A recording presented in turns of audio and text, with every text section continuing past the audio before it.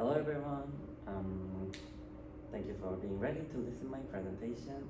And my name is Yongtae Kim, and in the Professor Kim's lab in the IBS Center for Neuroscience Imaging Research. And today I'm gonna talk about my research about the neuroscience, and the topic is PTSD affiliated behavior variance in avoidance and discriminative learning. So there's three keywords: PTSD, behavior, and learning.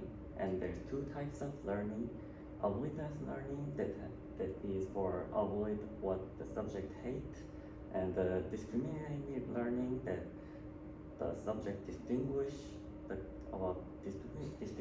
cues or what they hate or what they like. So let's start the presentation. Motivation is PTSD. Do you know what is PTSD? PTSD is a post-traumatic stress disorder. So there's some disorder that happened after the traumatic stress or some traumatic event like war or accident or crime. And this PTSD has a lot of harmful, related with a lot of harmful concepts that is such as depression, anxiety, stress, flashbacks, fights, fear, and even suicide. So this PTSD has been very popular and important issues in the modern society. And the previous literature says there's some identifiable vulnerabilities exist that increase the risk for the development of PTSD, and they found there's some learning related enhancement when the learning situation involves some degrees of uncertainty in the PTSD subjects. And also we wanted to do some experiment about the PTSD by our subject, mouse. But how can we measure the level of PTSD in the mouse? The answer is EPM.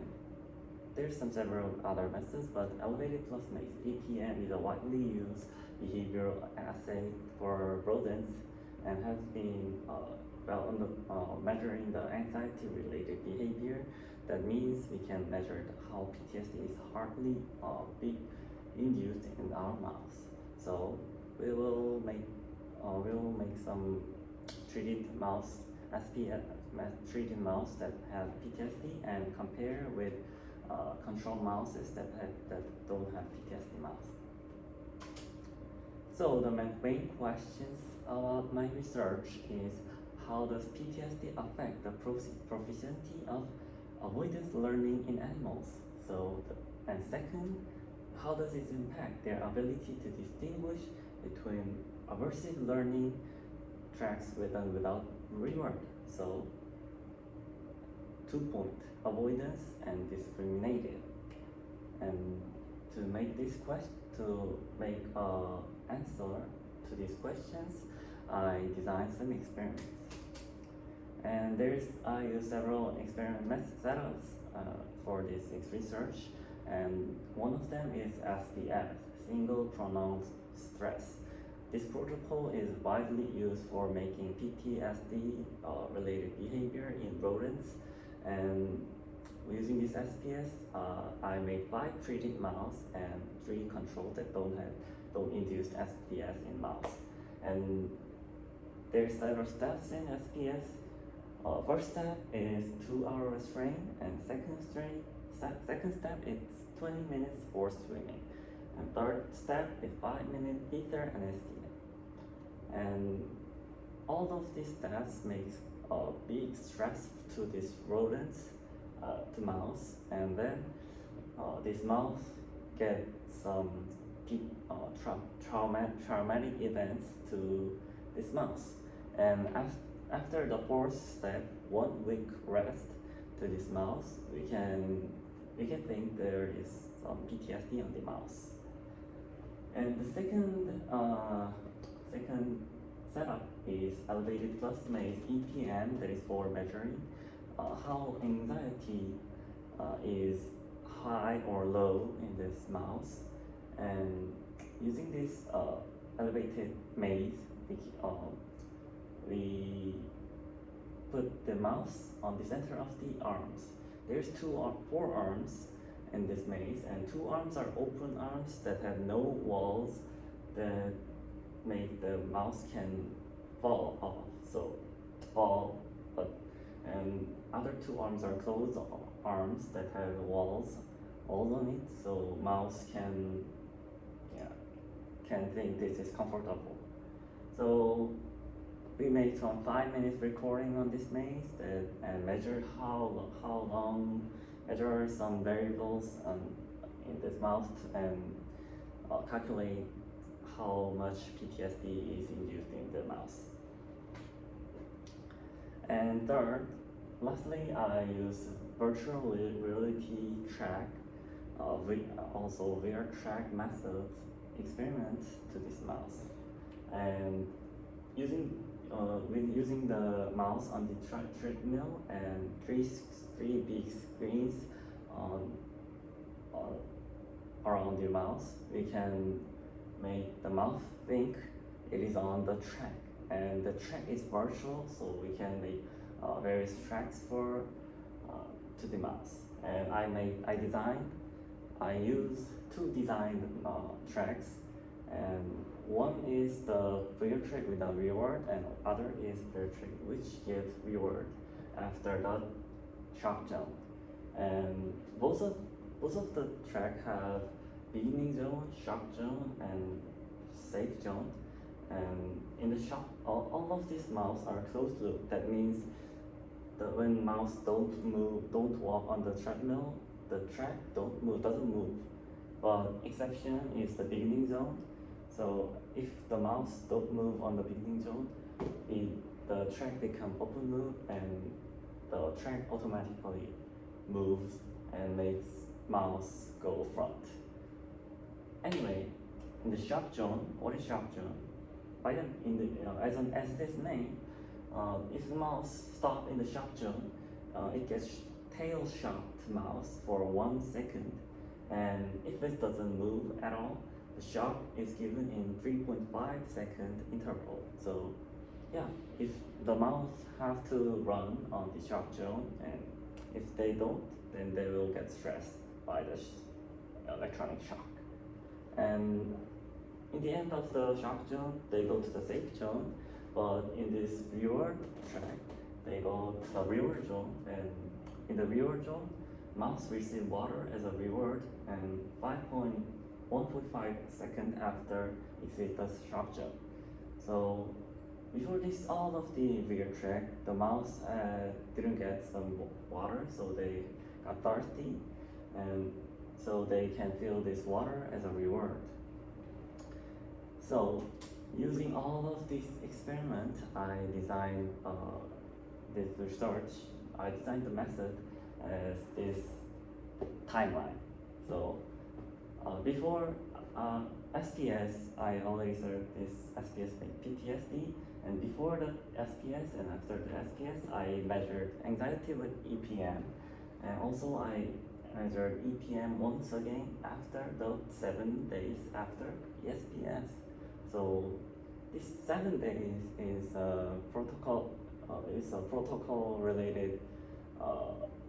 Protocol said there's some PTSD completely induced in mouse after 7 days. So before I started main VR track experiment after the 7 days after SPS, and also I started to stopping giving water to mice before 2 days of the main experiment VR track. And I also repeated this VR track and EPM on 3 days. And let's see the single result of EPM. As I also said, I put the mouse on the center of the EPM, and I record 5 minutes and see how mice move on the EPM. So, and the SOVision program, the recording program, can automatically make this heat map that how the mice is on the EPM in every location. And also, SOVision program makes this integrated visualization that count how many times on each open arms and closed arm, and I'll show you the video. Okay, from starting, the mouse can move freely, and they move on open arms and closed arm, and you can see how this SOVision program detect the mouse and calculate the time.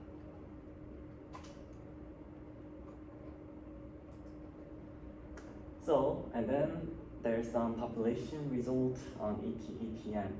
And these are the distance moved, and these are the mean velocity plotting. And the x-axis means the date based on SPS. So first one is day -2, day -1 means before SPS, and then next 2 means day +1, day +2 after the SPS. And last 1 is day 7, 8, 9. And the red line means the red thin graphs mean control, and blue thick line means the mean of the treated groups. So as you see,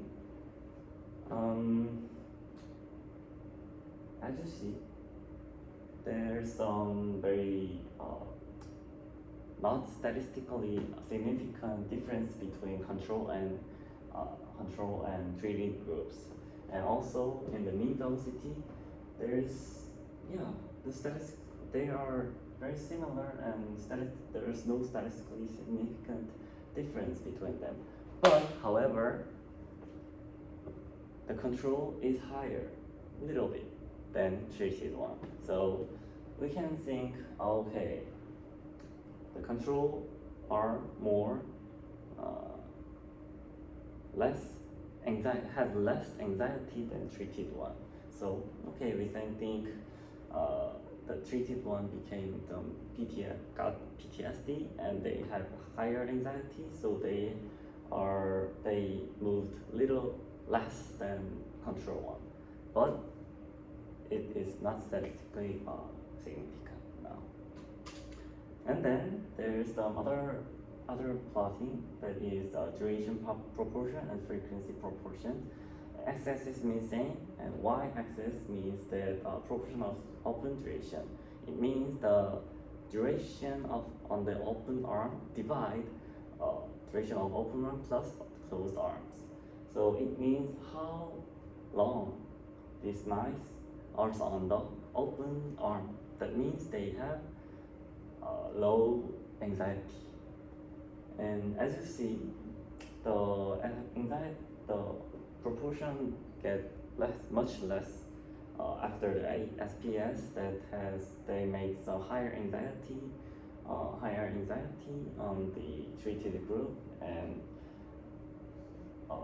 in day 1 or 2 or before the SPS, the control group and treated group data is really similar. However, after the 7 days after SPS, the control group and treated group has bigger difference of this proportion of duration and frequency. But however, these differences are really small, and also the sample size is really small, only 8. They have no statistically significant difference between the control and treated. But we can see the tendency of this plotting of duration and frequency. Next, let's go on to the Fourier track result. And these are the single result of the speed and leak data on the one mouse. And I started to record this Fourier track on the day 7, and the left plots are the plot of one of the control mouse, and the right one is I used one of the treated mouse. So as you can see, there is some speed difference in the shock zone and other beginning zone, and you can see shock zone's data, speed data become higher because they had to run on the shock zone, and if they don't run in shock zone, they got shocked and the speed become higher. And also there is some leak data and on the point of the water came, the red one is the no reward track and the blue one is reward track, but you can see they didn't leak well because this is the first day and they need to learn and train more. And in the treated mouse, yeah, the speed is similar, and yeah, all of the data is similar, and also this mouse also leaked a lot when the water came, but it didn't leak before the water leak. That means it couldn't predict this leak of when the water came. Next day, all of this data is same except the date, and the day became day 8 and day 8. Look at this. The anticipatory speed, that means the speed before the entrance of the shock zone, is higher than before. What it means is they learned and they start running faster than before they go into the shock zone. That means they learned avoidance learning. They have to avoid the electric shock. And also in treated mouse, the anticipatory speed become higher too. And interestingly, the leak data, there's some leak data, and yeah, this mouse learned when the water came, and it also started to leak before the water came out. That means this learned when the water came out or not. And this is the last day graph. The anticipatory speed of controls and treated groups is really high, and also this leak data the leak data become very higher, and also anticipatory leak data is higher too. And you can see this shock speed after they got shocked become very lower, and that means they didn't get less shock because they learned well in the shock zone, and they also learned leak well. Okay, let's go to the population result. These are the controls on day 7. Control mean speed data on treated mouse on day 7, and these are the day 8 and day 9. And the higher plots means the speed data on the time based on shock zone entrance and based on shock zone exit.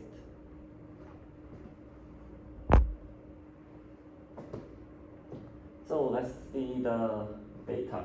There's some anticipatory speed on day 7, both of the controls and treated, but when the times go next time, the anticipatory speed become higher on both them.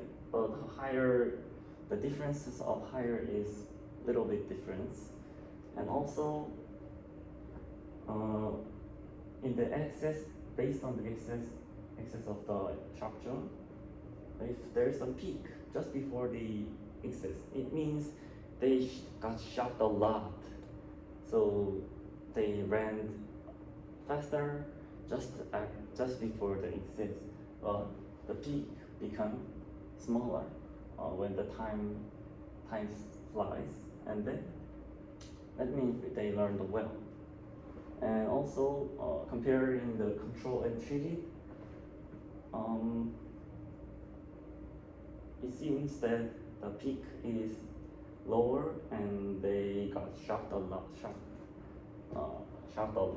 before the exist of the shock jump. And this is the data on day 9. You can see the speed on the shock zone become lower. That means they learned well and didn't got shocked a lot. And the anticipatory speed on all the anticipated speed is significantly higher in the control than the control on the day 7. But the data anticipatory speed exists in treated data, but comparing with day 7, they have not many differences of anticipatory speed. Let's see only the anticipated speed in this plotting. These plots are anticipatory speed on the controls and treated, and these are the track of reward, and this is the track that give reward to mouse. And this is the anticipatory leak, and the plot setting is same. Let's see the plot. So in control groups, among all tracks, they are learning well because the anticipated speed is higher day by day. And how about treated groups? These are not increasing, and also increasing, and even day 9 the data is decreasing. So okay, they didn't learn avoidance learning when we see the anticipatory speed. And how about the anticipatory leak? That they leak before the water came out. That means they learned the water came out after the exit of the shock zone. They anti-leak increase in the control groups, and reward, and also anti-leak slightly increase in treated group, but the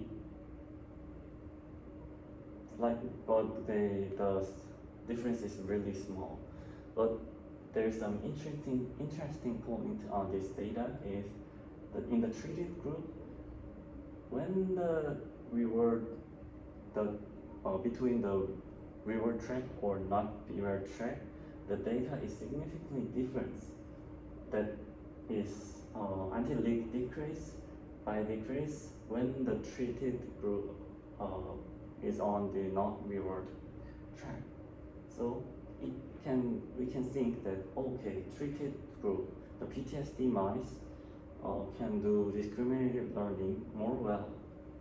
They distinguish the reward track or not reward track by this data.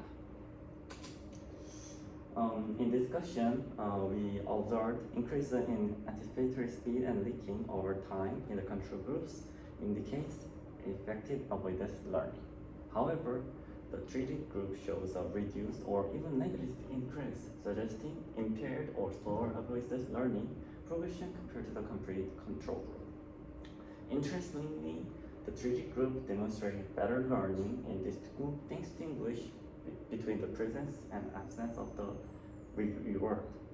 And the EPM, the larger sample size is necessary to archive significant differences of PTSD using EPM. In conclusion, increasing of the sample size would yield statistically significant results in EPM for PTSD differentiation. And future studies could test whether PTSD specifically impairs avoidance learning while enhancing the discriminative learning. Measuring neural data. Measuring neural data such as dopamine release could reveal the changes in temporal difference reward prediction error, TD, REP, PE theory in the context of PTSD. This was the original very interesting future studies. And these all insights could enhance our understanding of PTSD, neurobiological mechanisms, and guide targeted interventions.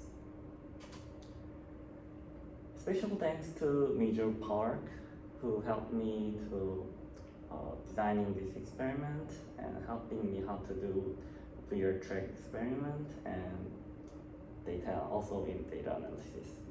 And Seung-Yup Lee and Jevin Yoon helped me to use Ether during the SPS protocol, and Dr. Chung-Hae Lee helped teach me how to use ETM. And thanks for our Professor Kim Hyung-gu as a PI. Thank you for listening my presentation, and contact me if you have any question or opinions. This is my email, or you can just ask me just after this presentation. And also, if you have curiosity about raw files, I save my files in Google Drive and OneDrive in our lab, Hyung-gu Kim's lab, and these are the where my files in. And also, I make some data name as an index of this data table, and I will use I changed all of my raw files name with this within these roles in the EPM and VRTrack. And these is the VRTrack session names of each mouse and experiments. Day 7, 8, 9 are these names. So you can see and you can use my raw data using these names. And if you can find it, use these tables as an index of the raw files. And thank you for listening my presentation. And if you have any questions, feel free to ask right now. Thank you.